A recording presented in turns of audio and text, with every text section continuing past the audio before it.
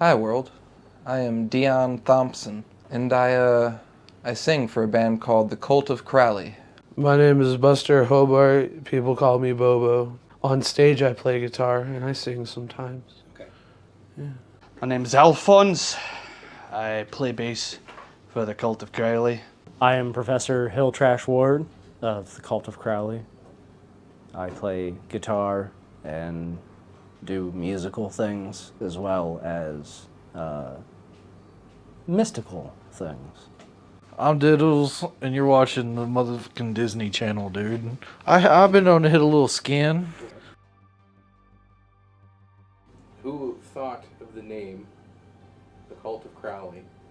Well, the Cult of Crowley was given to us, not so much a name that we picked. Nobody really came up with it that I'm aware of. I was just told this is what it is. Who was the leader of the Cult of Crowley? Me? I am the leader of the Cult of Crowley. The leader of the Cult of Crowley is that mannequin that's sitting behind me. It speaks to us and tells us what to do. It speaks to all of us. Okay. Well, how did you get started with music? I was born into music. My daddy played guitar, his daddy played guitar, his daddy's daddy played guitar. Well, my dad and his brothers had a bluegrass band. Music's been part of my life since I was born, so. Yeah, I got involved with music much against my own will. How would you describe your sound to the average listener? I'd say it's like Black Sabbath if their drug of choice was ketamine. Grinding on a chalkboard mixed with reggae beats. What do you want people to take away from your music? A good time. Did it? Yeah, Just a good time. just a good time. Shake your butt a little. What's your take on the current state of rock? A current state of rock. Well, honestly, I feel like his films have become stale. There's igneous and sedimentary. It's solid. It's not a gas or a liquid. Beat scissors. Don't put up against paper. So, what's the current music scene like locally? Locally? Yeah. Oh, it's great. It's great. There's so many kind people out there that want to see you succeed, and that's really what it's all about. It's lifting each other up, doing good for their community, so that way you can each succeed. You're just out here trying to do something that isn't so goddamn mundane every day. Wake up, shit, shower, go to work, come home, shit, eat your food, go to bed. And really, it's great to get out there and see everybody so enthusiastic about each other's music and just having a great time. It's pretty good, man. I always have a good time when I'm out, whether I'm playing or just going to see a show. There's some talented bands. There's some bands I really, really like working with. Pretty solid. Pretty solid. There's a lot of talent out there. A lot of good bands. You should check out Conniption Fit.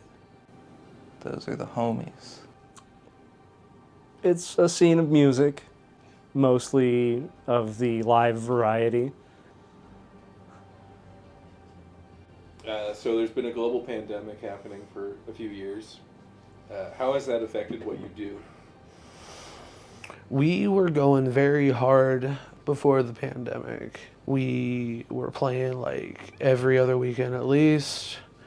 Big plans, big dreams, big aspirations. And then the pandemic hit and it was just kind of like, well, fuck. Essentially took a year off. Moose and I did a little side thing called the Basement Aliens in an attempt to fill the void. It was fun, but it wasn't the same. We also did some acoustic things and would play like really small shows for like nothing, just scratch, just for a taste. What's your take on the royalties that streaming services pay out to artists? It's piss poor.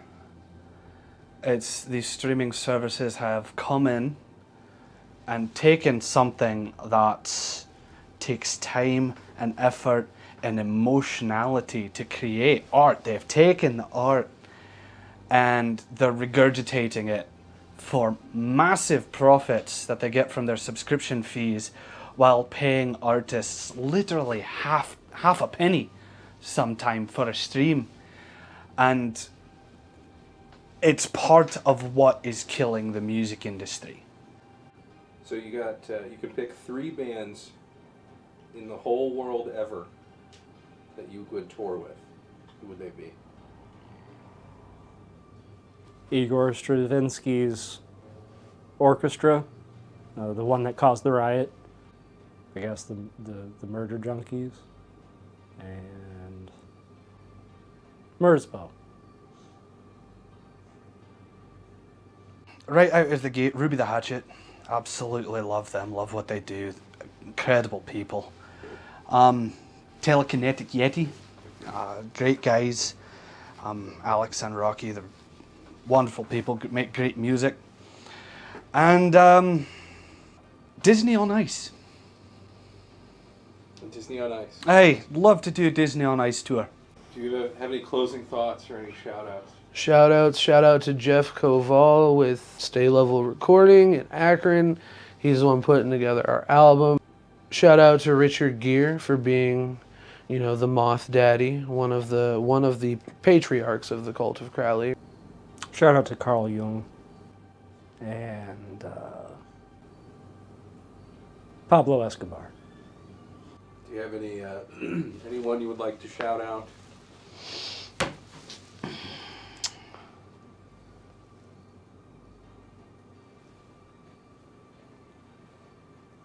No. No. What's next for the Cult of Crowley? I don't know about them dudes, but I think I'm gonna make a sandwich after this. Global domination. Hopefully, no hostage situations. We're not hoarding anything, nor are we stockpiling. We're just hanging out. We're gonna release some music. We're putting out an album soon. It's called King Suites. What's your favorite song off of your upcoming record? Sensory Overlord. I'll probably have to say Sensory Overlord. We haven't teased it yet. The ending is beautiful. The song is balls to the wall fucking heavy. I get 2 guitar solos in it. It's fun. Circus music. The minute people listen to it, they'll be hypnotized, give us their money, and that'll just trickle over and over and over, and soon enough we'll be your lords and masters. What's next for the Cult of Crowley? A nap. It's bedtime. It's time to go to sleep.